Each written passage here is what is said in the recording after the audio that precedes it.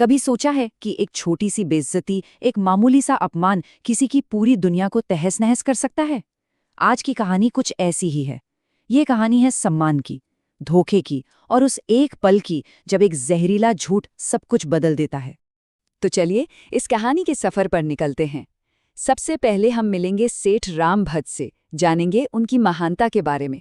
फिर हम देखेंगे कि कैसे एक अपमान बदले की ऐसी आग जलाता है जो सब कुछ भस्म कर सकती है।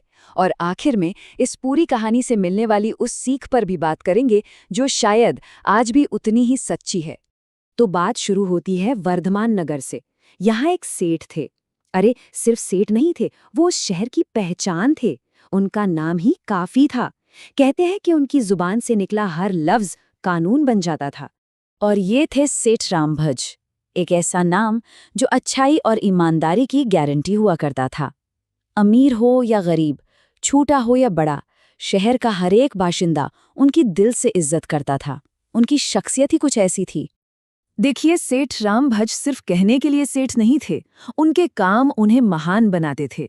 कोई भूखा हो तो उसे रोटी मिलती थी, किसी के तन पर कपड़ा ना हो तो उसे कपड़ा, बीमार को दवा, मतलब हर जरूरतमंद के लिए वो एक उम्मीद की किरण थे। तभी तो लोग उन्हें किसी देवता से कम नहीं समझते थे। लेकिन कहते हैं ना, जहां रोशनी होती है वहां परछाई भी कहीं ना कहीं छिपी होती हैं। अब एक ऐसी घटना होने वाली थी जो इस सम्मान और इज्जत के पूरे महल की नींव हिलाकर रख देने वाली थी। मौका था सेठ रामभज की शादी का। एक शानदार भोज, हर तरफ जश्न का माहौल था। और इसी भीड़ में एक बहुत छोटी सी गलती हो गई। गोमा नाम का एक मामूली सेवक गलती से राजा के आसन के पास जा बैठा। और बस यहीं से कहानी ने एक बहुत ही खतरनाक मोड़ ले लिया। राजा का पारा चढ़ गया। भरे दरबार में सबके सामने दरबारियों ने गोमा को घसीटकर बाहर फेंक दिया। और जो शब्द कहे गए वो किसी तीर की तरह गोमा के दिल में जा चुभे। उसी एक पल में अपमान की वो आग उसके अंदर जल उठी और उसने कसम खा ली कि वो इसका बदला लेकर रहेगा। और पता है, ये बदले की आग सिर्फ राजा के लिए नहीं थी। नहीं, गोमा का गुस्सा सेठ रामभज पर भी था। उसे लगा कि सेठ चाहते तो उसे बचा सकते थे, लेकिन उन्होंने कुछ नहीं किया। ये बात उसे अंदर ही अंदर खाए जा रही थी, एक जख्म बन गई थी।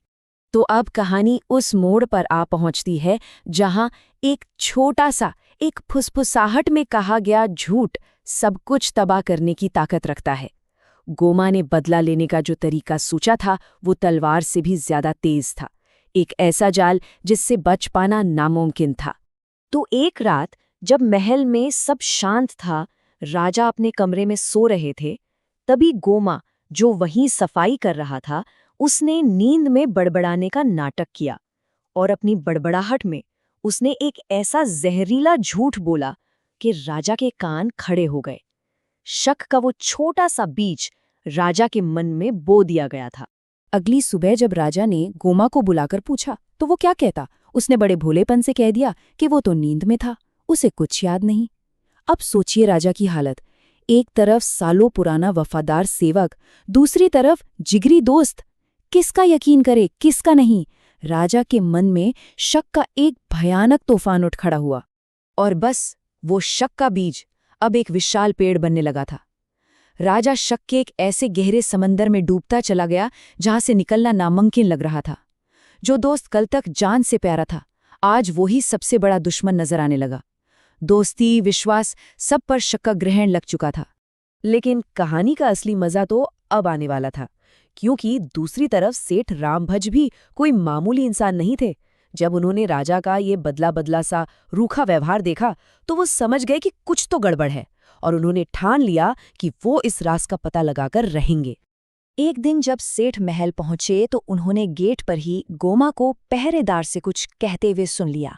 उसकी बातों में जो तंज था, जो कड़वाहट थी, उसे सुनते ही सेठ रामभज को एक पल में समझ आ गया कि दाल में कुछ काला नहीं बल्कि पूरी की पूरी दाल ही काली है।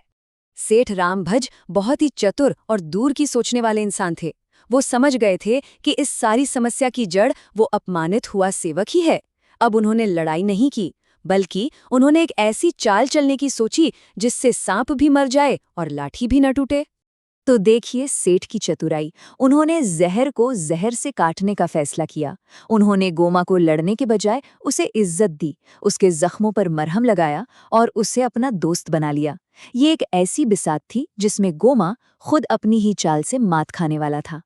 और अब आता है कहानी का वो हिस्सा जहां सेठ रामभज ने पासा पलट दिया। उन्होंने गोमा के ही हथियार को उसी के खिलाफ इस्तेमाल किया।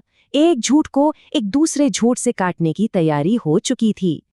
अगले ही दिन गोमा बहुत खुश था। सेठ से मिली इज्जत से फूला नहीं समा रहा था। वो फिर से राजा के कमरे में गया और नींद में बड़बड़ाने का वही नाटक दोहराया। लेकिन इस बार सेठ के सिखाए अनुसार उसने एक ऐसा मजेदार और बेतुका झूठ बोला कि उस एक झूठ ने पूरा का पूरा खेल ही पलट कर रख दिया। ये सुनते ही राजा गुस्से से आग बबूला हो गया। उसने तुरंत गोमा को उठाया। गोमा ने फिर वही बहाना बनाया, महाराज मैं तो नींद में था। और जैसे ही उसने ये कहा, राजा के दिमाग में बिजली कौंधी। उसे एक झटके में समझ आ गया कि अगर ये दूसरी बात झूठ हो सकती है तो पहली बात भी तो झूठ ही थी। वो सब एक नाटक था। बस उसी एक पल में राजा की आंखों से शक का वो पर्दा हट गया। सारी गलत फहमी दूर हो गई।